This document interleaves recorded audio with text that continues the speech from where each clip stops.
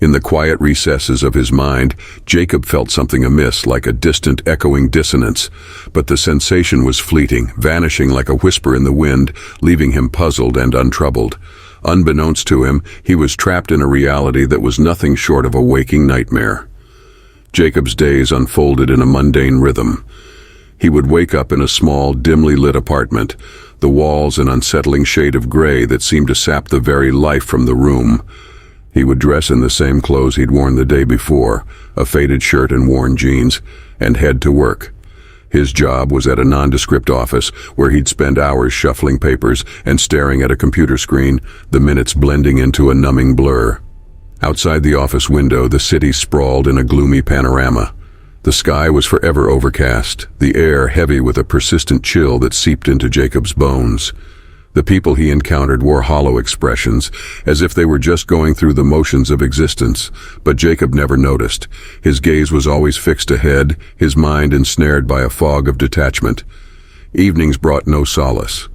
He would return to his apartment, heat up a prepackaged meal, and eat in silence.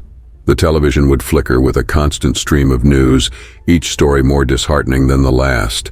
Jacob had no friends, no family to call his own. He was alone, adrift in a sea of indifference. The disquiet that had once flitted through his mind grew stronger with time. Dreams plagued him, murky visions of shadowy figures whispering secrets he couldn't decipher. He would wake in a cold sweat, the remnants of their words slipping away like smoke.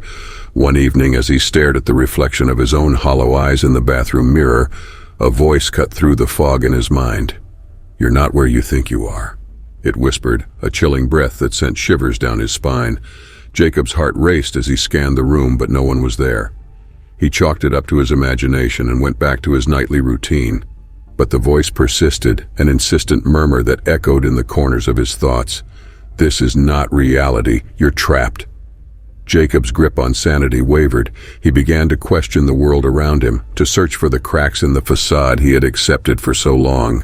He noticed subtle inconsistencies, the clock that never seemed to move, the lack of reflections in glass surfaces, the way the city seemed to loop endlessly no matter which direction he walked. Doubt gnawed at his mind and he started to dig deeper. He scoured his apartment for clues, turning over furniture, tearing through drawers.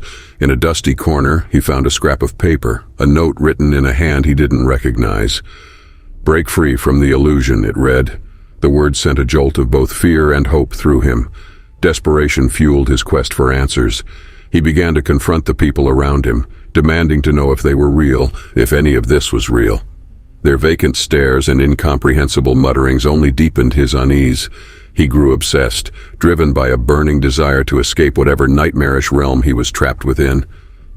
One fateful evening, as the city outside his window basked in an eerie crimson glow, Jacob stumbled upon a door he hadn't noticed before. It was an ordinary door, nestled between two dilapidated buildings, yet something about it beckoned to him. Heart pounding, he turned the handle and stepped through. On the other side, reality shattered like fragile glass.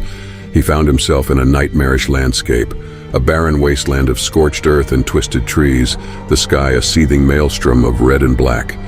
The air was thick with the stench of decay, and distant cries of anguish hung on the wind.